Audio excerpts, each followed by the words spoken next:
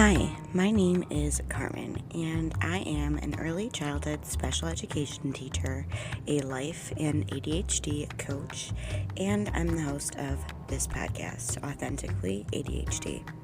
I created this podcast to help anyone wondering if they have ADHD, people who have been diagnosed for a while and want some more support and community. I'm here to bring you the latest research on ADHD and neurodiversities while we talk about the good, the bad, and the ugly of ADHD. Are you ready? Let's get started.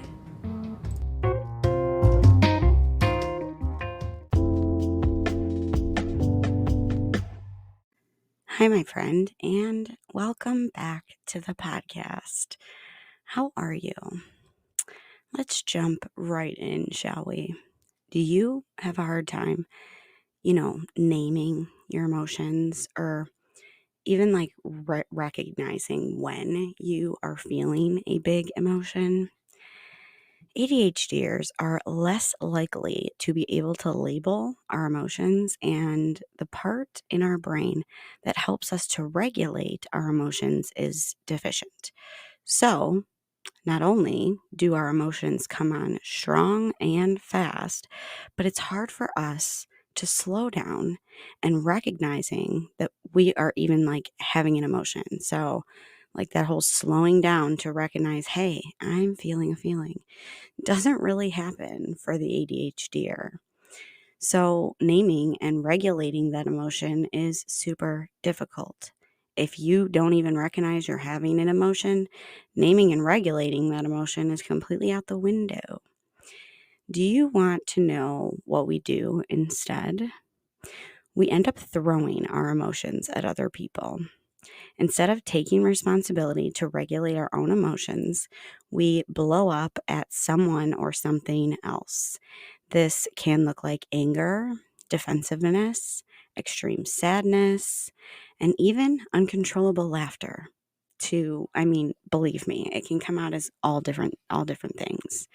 Whatever your experience is at the time, the ADHDer feels, I'll speak for myself here. I usually feel like I'm being annoying. I feel embarrassed, and that the person on the other end of it most likely feels confused and attacked, or just confused if you're in a fit of laughter and they don't know why. It's not beneficial for anyone. And the other part of this is that emotions are something that control our actions. Our emotions drive our actions. So we want to be able to regulate our emotions, identify them, regulate them, and even sometimes shift them. So that's what we're going to talk about today. I'm going to first go into some brain science to kind of explain to you why these things are less available to the ADHDer and why we have to work a little bit harder at it. And then I'm going to explain how we can build up emotional resilience, emotional literacy, and how to regulate and shift said emotions that aren't helpful for us. Are you ready? Let's get started.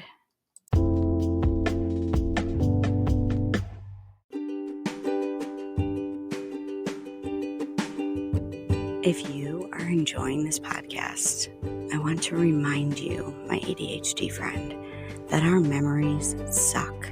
So please scroll up and hit that follow button so my new episodes stream right into your favorite podcast app library. And if you could also be a huge rock star and share this episode with a friend or on social media, it would be so incredibly appreciated. Make sure to tag me at Authentically ADHD _podcast so I can shout you out. Also, while you're up by that follow button, especially on Spotify, giving the podcast a quick 5-star rating helps enormously when trying to reach as many ADHDers as I can.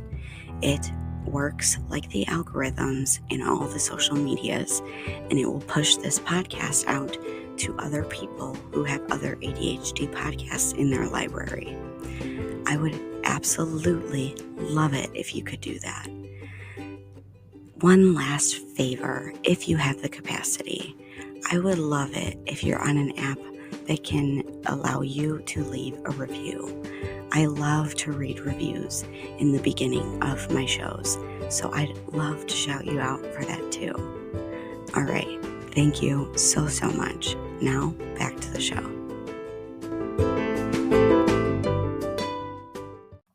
So, what is happening in our brain when, we are feeling an emotion? I wanted to explain why these things happen, and it is for a couple different reasons. One reason is that we as ADHDers have these big emotions that we don't know how to regulate. We are usually labeled early on as dramatic, too much, or essentially the problem. It's a story that a ton of ADHDers experience and then take on as part of our self-concept or our identity. This is just plain untrue. I'm going to say that again because it sounds important. This is just plain untrue. You are not the problem. The problem here is that we feel emotions that we were never taught how to regulate. Okay, so there's almost no research on this topic, and a lot of the research I did find was based around children. There is more and more research coming out about it. I'm not saying I didn't find any, but thanks to our amazing ADHD advocate researchers like Dr. Ramsey, Dr. Hollowell, and Dr. Ari Tuckman, which has me hoping that we will eventually see emotional dysregulation as part of the diagnosis criteria in the DSM-6. Because honestly, the misinformation slash like non-information that like of the connection of ADHD and emotions, it leads to a lot of misdiagnoses, late diagnoses, and a ton of stigma, especially for women. And men also do get stuck in the catch-22 as well. But if you think about it, a man being angry is a little bit more socially acceptable than a woman going off for quote unquote no reason. ADHD does not discriminate male, female, white, brown, or black. We are all susceptible to struggling with ADHD and or neurodiversities, okay? The reasons behind why we struggle with our emotions get a little science involved. So I am going to try to synthesize that. But the reason that I mentioned that ADHD does not discriminate male, female, white, brown, or black is because you need to think about the socially acceptable ways that people can act, whether they are male, whether they are a female, whether they are a white male, a black male, or a brown male. Same for females. What is expected? What is socially acceptable in that culture? Okay. And all of it, or at least most of it, usually ends up labeling the person who is neurodiverse, no matter color, age, or gender, or race, or culture. They end up becoming the problem. Okay? So I'm going to synthesize the information so that it's easily digestible and like easy to make sense of. All right, here we go. The most important thing to understand is that a neurotypical brain is literally structured different than the ADHD brain. Like if you were to take both brains, an ADHD brain and a neurotypical brain, out of a person's head and out of the other person's head and put them next to each other, the ADHD brain actually looks to the human eye different. It's usually smaller, and if you make the brain light up, like doing what it's supposed to do, it will look different there too.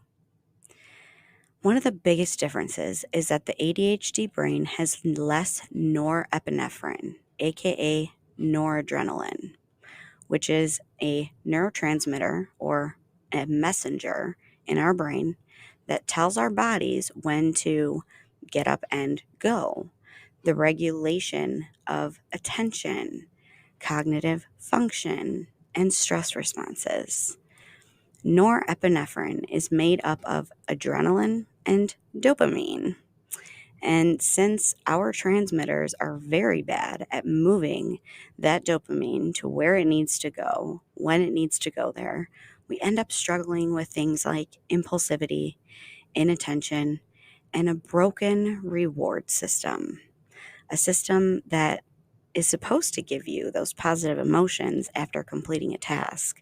But in ADHD brains, we don't get that shot of dopamine from finishing like the dishes. Like we, for some reason, have to either like check a bunch of things off a list, or our dopamine just doesn't work in the same way.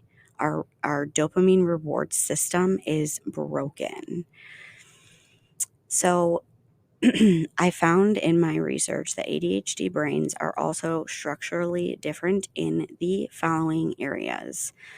First, the frontal cortex, which is what a lot of people know as the executive functions, the region that regulates our planning, focus, attention, self control, self awareness, memory, communication, problem solving, impulse control, social behavior, motivation, and communication.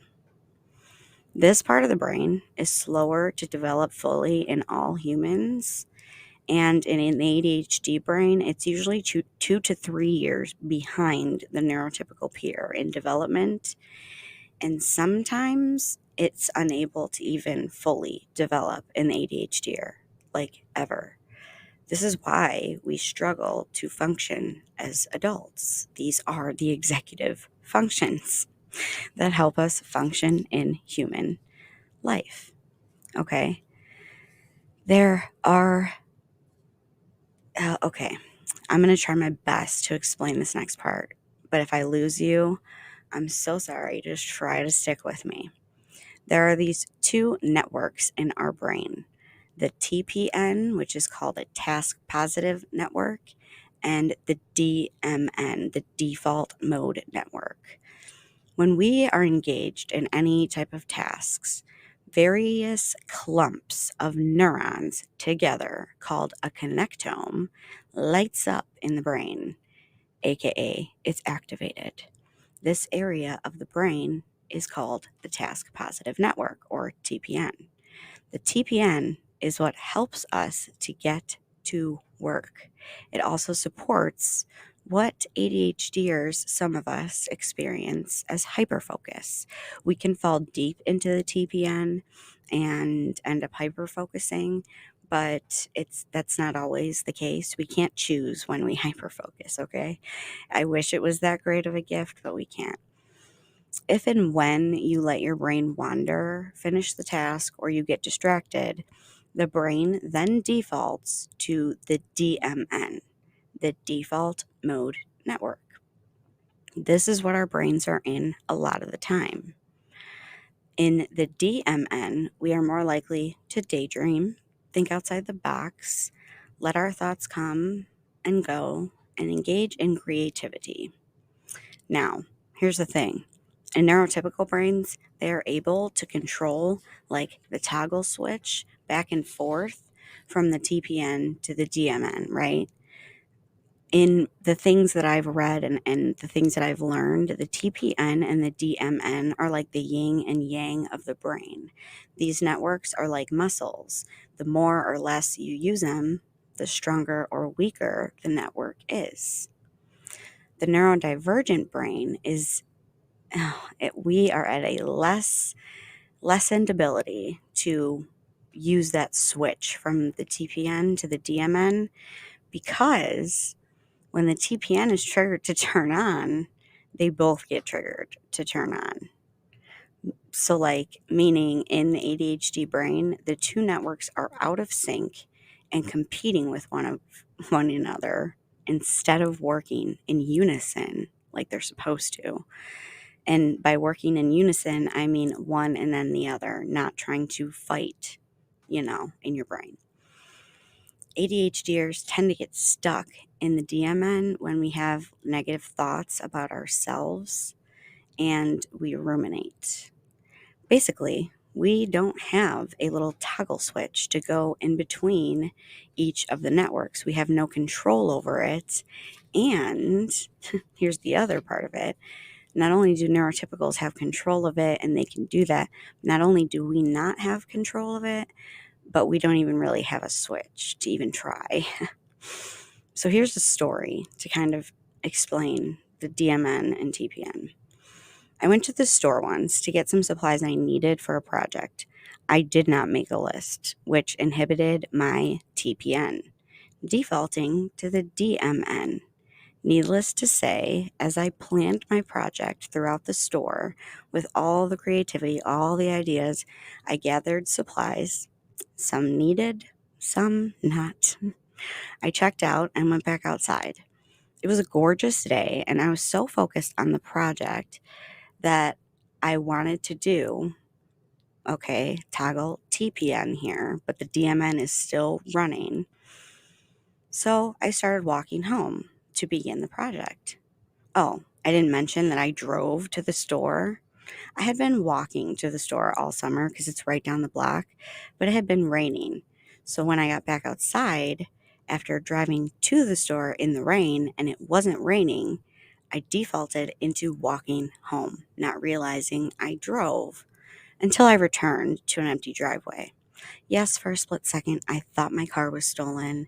We don't have to go on and into all the emotions I felt before I realized that I just left the car at the store. So I hope that funny little story helped you understand the TPN and the DMN, because I know I had to read some of those pages quite a few times before I really understood them. All right, are you still with me? I swear the scientific part is almost done. So, another area that's structurally different is the limbic regions of our brains, which influence our emotions and motivation. This part of the brain is where hyperactivity, inattention, and poor decision making are attributed to. Then, in the third part of the brain that is structurally different for the ADHDer is the basal ganglia. I'm going to be honest with you. I, for some reason, always thought before I started researching things about the brain and my brain and things like that, when I would hear basal ganglia, I thought it was that thing that dangled in the back of your throat. But it's not. It's the part of your brain that's responsible for skill learning, regulation of your behavior, emotions, and ability to plan and focus. And last but certainly not least, the cerebellum, which is a super small but extremely important part of the brain because it controls or affects our physical balance, our ability to learn new skills, sustain focus, and regulate our emotions. Now, if you didn't notice, emotions are included in like all of the parts of the brain that I just mentioned. No wonder it's so difficult for us to stay regulated. So, why is all of that information important? Why did I spend the first 15 minutes of this podcast explaining to you scientifically why our brains are different? Because, in my opinion, understanding that your brain works differently due to the structure of it and the way that it develops helps us to stop some of that shame that comes along with our lack of ability to function at a rate that our neurotypical peers do. It helps us to understand that it's not our fault, that our brains are structurally different. That's why it's called a neurodevelopmental disorder.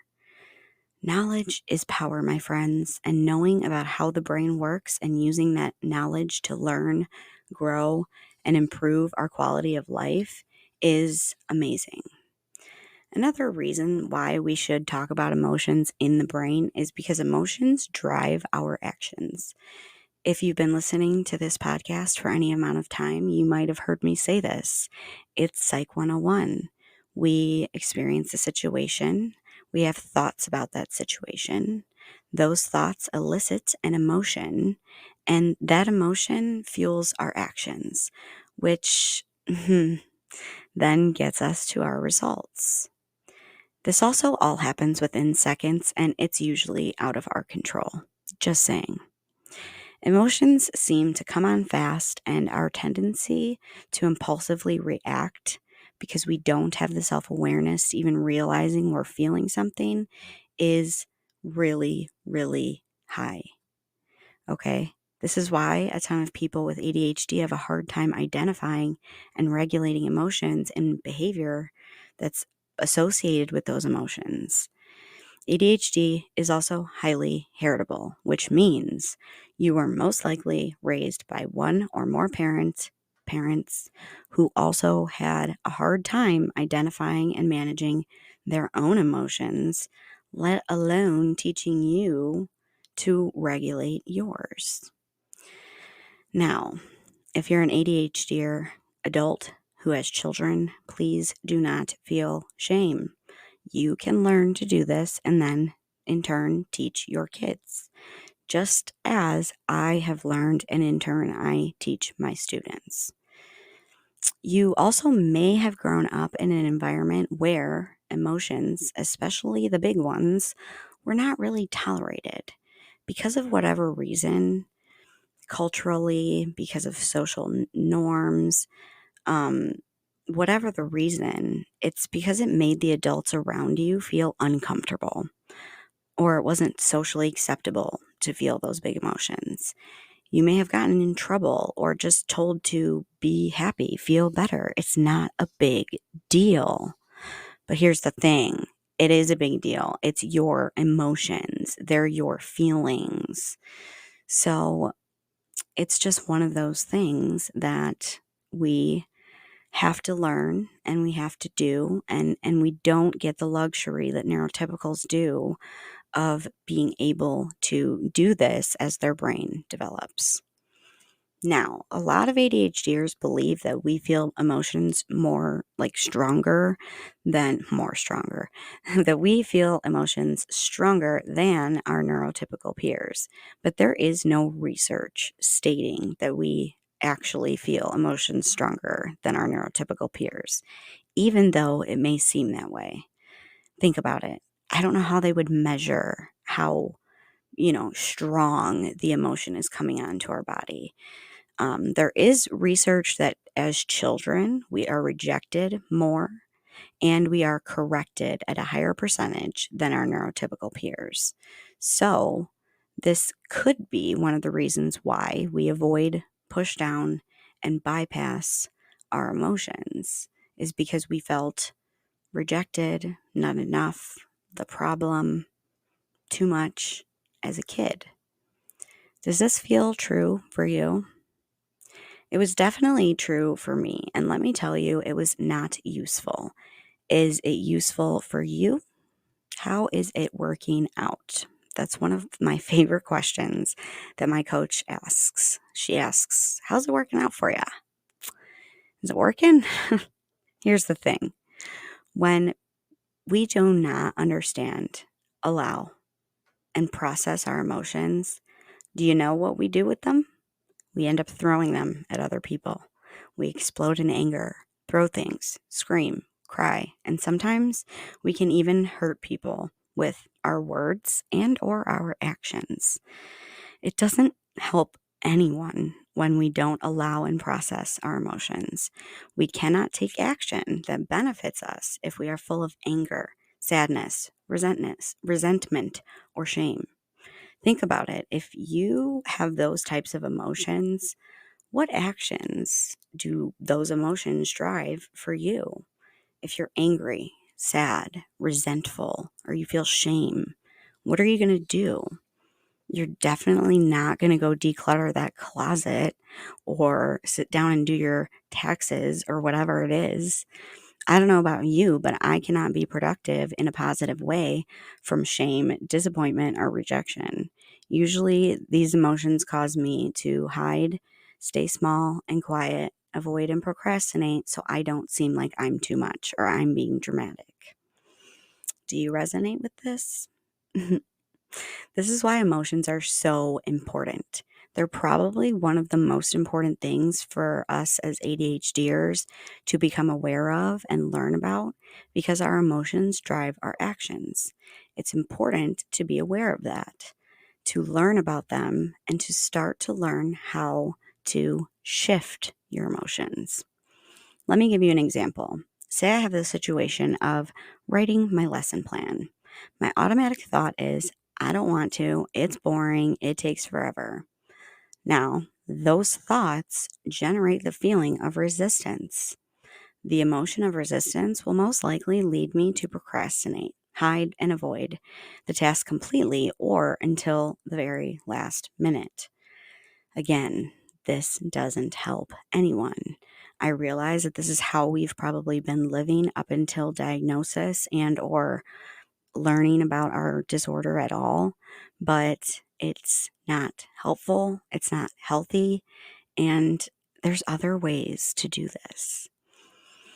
Another way I used to handle my emotions was throwing them at other people, usually my significant other. In a specific example, I would wake up either much earlier or later than I wanted to, than like my alarm, and I used to wake him up in anger. And I didn't like blame him, but it was almost like I needed to unleash that anger onto him so that I didn't have it anymore. This action would not only make him feel terrible, but I took even longer to regulate afterwards because I felt shame after the fact. I felt bad because I made him feel bad. So I'd have a ton of regulating to do before I would even be able to get started with my day. Now, the reason I went through all the sciencey stuff behind emotions in the beginning is because I want you to understand that your brain does not process, regulate, or recognize these emotions. And when we add impulsivity into the mix, we are almost not even in control because it all happens so fast. Feels like a huge wave rushing over you and sweeping you away. But I do have something to share with you, my friend. The skill of recognizing, processing, naming, and shifting emotions is something we can learn. Are you excited? I was when I learned this. How do I know? Well, I'm proof, for one. I no longer act in ways that I'm ashamed of when I have big emotions. I mean, not all the time, but it's at a much lower percentage. And second, I teach my preschoolers how to regulate their emotions, name them, validate them, and soothe them. So that's what we're going to do.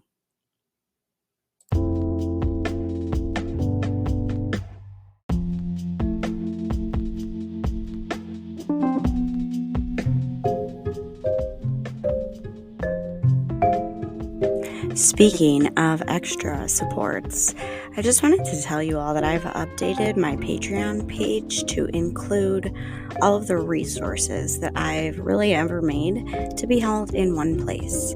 Just head to my show notes. The VIP members do get a little extra, but you can also purchase like my brand new Ultimate ADHD journal and planner, which I've been using for the past year. That has worked. Nothing is priced over $10, and everything is at least 50 to 100 pages that you can download and print. You can get it binded and sent to you, or you can just read it off your screen and use notebook paper. So if you want or need any type of that kind of extra support, just head to my show notes and click the Patreon link to join. I hope to see you in there.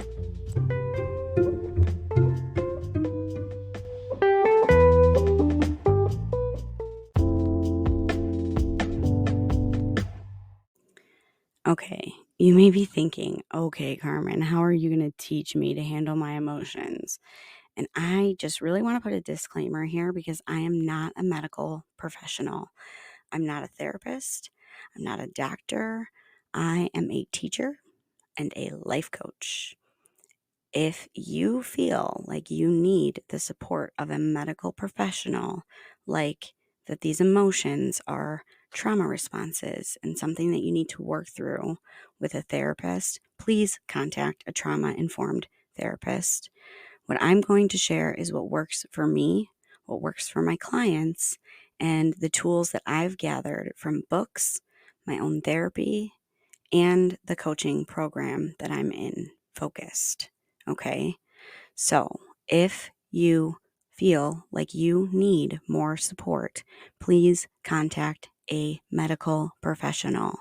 Contact a therapist to work through some of the automatic emotions that you have that are more like trauma responses, okay?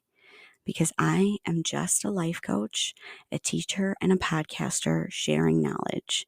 All right? I want you to be healthy and safe and amazing with your emotions. So if you need more support, please reach out to a trauma-informed therapist and or medical professional.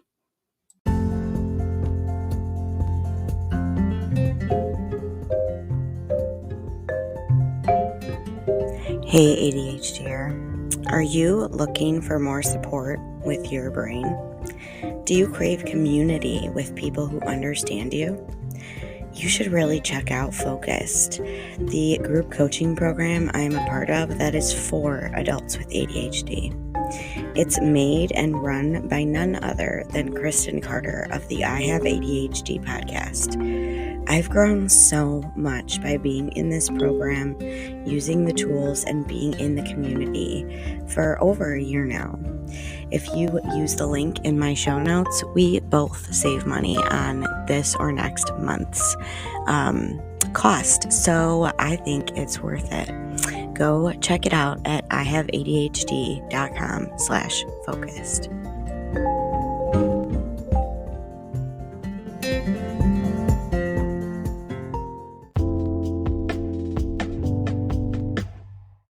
All right. So through all of my different areas, one of the first things that I learned about emotions in the ADHDer is that we are not very emotionally literate. That means we have a pretty small vocabulary when it comes to describing our emotions. We tend to stay in the sad, mad, or I'm fine area. I learned that there are thousands of emotion words that cover a large range of emotions that we feel. One of my favorite recommendations to learn more about, emotional literacy is the book Atlas of the Heart by Brene Brown. She does a beautiful job of explaining emotions, how they differ, and when we are most likely to feel them. Another thing you can do is contact a coach or a therapist, somebody who can help you navigate these different emotions and help you identify and name them. So, one of the things I loved that Brene Brown explained in an example was the emotion of bittersweet. It happens when things aren't really what they seem to be, and the emotion is actually a rapid cycle of sad, happy, sad, happy, sad, happy. So, why is emotional literacy important? Because if you if you can't identify your emotion or name it correctly, you can't process it. Like, think about it. If you can't name it, how are you going to process it or shift it? So, learning about all the emotions will open up that ability to identify and process them.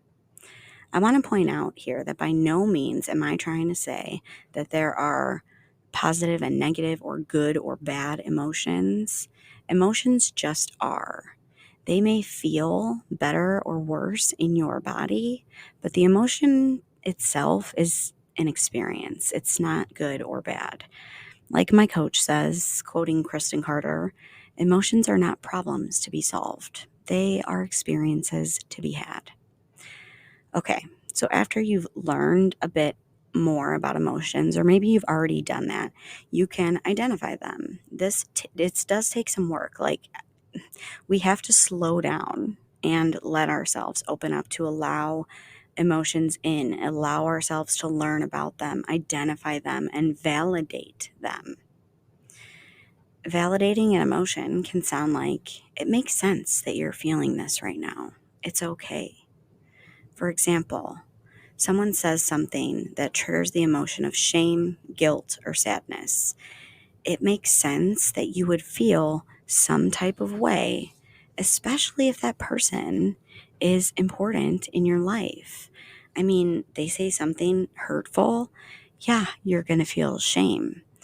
One of the other things that my coach had said and I really resonated with was I want to feel disgust at certain things like child abuse and animals who are being hurt in the ocean because we can't recycle and things like that.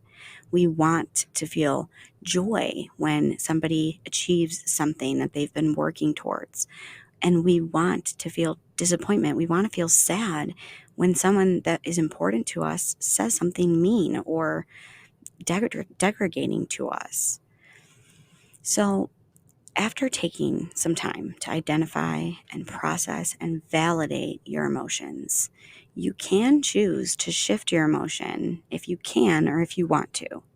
Sometimes we want to shift out of emotions like grief, depression, or shame, but sometimes there are we can't. Grief is grief and it takes a long time. Depression may need to be treated by a doctor, and shame is so strong that sometimes we can't just shift out of it. There are times that we can, but longer term emotions will end up returning. See, the pain from an emotion, a regular emotion like disappointment, only lasts about 90 seconds in our bodies, like a wave of it crashing over you. After that 90 seconds, if you're still stuck in that emotion, it's your thoughts about that emotion keeping you there. It's the difference between pain and suffering. You ever heard that quote? Pain is inevitable and suffering is optional. This is what this means. We feel pain, and that's inevitable. But to continue bringing up those thoughts that trigger that pain is suffering, and suffering is optional. It may not feel this way now, and I didn't believe it either. Trust me, our ADHD rumination really knows how to keep us suffering in emotion. Believe me, I have been there, and it's awful. It's also not going to help you to get anything significant or important done because we sit in the ick for way too long. So instead of choosing suffering, let's choose shifting. Shifting out of an emotion is not some magical idea, nor is it something that you can force, nor is it something you can learn to do in one podcast episode, okay? I do have a follow along freebie in the show notes and on the Patreon that you can use over and over again. I would suggest that you read the questions and use a notebook so that you can use it over and over again or print it out a bunch of times because it takes a while to build these skills. Remember, situations cause thoughts, which trigger emotions, and those emotions drive your actions, which produce your current results. So now, we move through that model. You've identified and validated the emotion.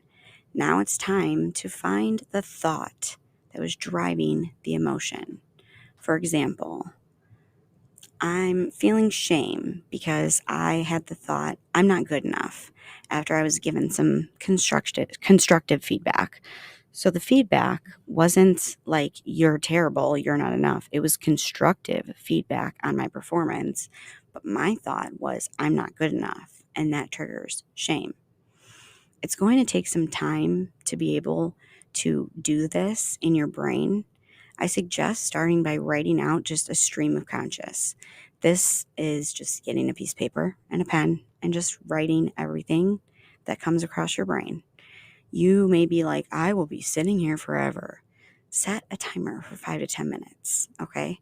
And just write everything that comes to your brain. It's also referred to as a brain dump or a thought download. I actually do these still almost every day to help me regulate and empty out all the excess crap that's up in my brain that we treat as storage lockers that doesn't need to be up there. Our brains are meant for problem solving and keeping us alive. So we don't need all that extra crap up there. After you have learned how to identify your thoughts behind your emotions around situations, you can choose to shift. Now, this episode, I mean, it's going to be a little bit longer than usual, but it's, whatever, a 30, 40-minute episode. You're not going to be able to learn how to do this in 30 to 40 minutes. It's going to take practice. But what I want to caution you in is to please not try to change or shift from emotions like shame to emotions like motivation, or from guilt to joyful. This is way too far of a jump. Our brains cannot process it, and it creates a bunch of cognitive dissonance and essentially frustration, because we can't change those emotions we can't go from one side of that spectrum and jump to the other side. So instead, try to choose an emotion that feels more neutral. My favorite are willing, able, sometimes capable, and everybody's emotion spectrums are different. What's a negative 10 emotion for me may be completely different from what a negative emotion, a negative 10 emotion is like for you. So I do suggest making your own emotion scale that's like what feels the worst, what feels great, what's in the middle, you know? So let's go back to the example where I don't want to do my lesson plan. The situation is the lesson plan is due. Situations are facts only, fact cannot be argued, law. The thought about it is, oh, it takes forever and it's so boring. That thought creates the emotion of resistance. Resistance drives procrastination, avoidance, and buffering. So doing anything else but the lesson plan. And those actions give me a result of the lesson plan doesn't get done. This is how you can shift after identifying what the situation is, what your thought is, what emotion it's driving. We can shift to, now the situation stays the same. Lesson plan is due, period, fact, end of story. Now, my thought is the thing I want to shift, not necessarily my emotion. Sometimes you can start with the emotion and then think of a thought that you can actually believe that will fit into the model. So, lesson plan is due. I shift my thought to, well, okay, I can set a timer and do it for 10 minutes, and then I can stop if I want to, which drives the emotion of willing. I'm willing to do it for 10 minutes. Then the action that's driven by willing is that I start doing the lesson plan. I start the timer and I start the lesson plan. And most of the time, the result that comes out of that, because I've done this before, is that I'm more than likely to actually complete the lesson plan, because it doesn't actually take forever and it may be boring, but I end up getting it done because I find myself trying to race the timer. When you are shifting, make sure that that new intentional thought is one you actually believe, or it simply won't work. Our brains are powerful, but we can learn to work with them instead of fighting against them. I really, really hope that this episode of ADHD and emotions got you thinking about how you can possibly start to shift your emotions. And I really hope that you'll join us in the Patreon so we can start building a kick-ass ADHD community. That's all I have for now, friends. Stay authentic, and we will talk soon.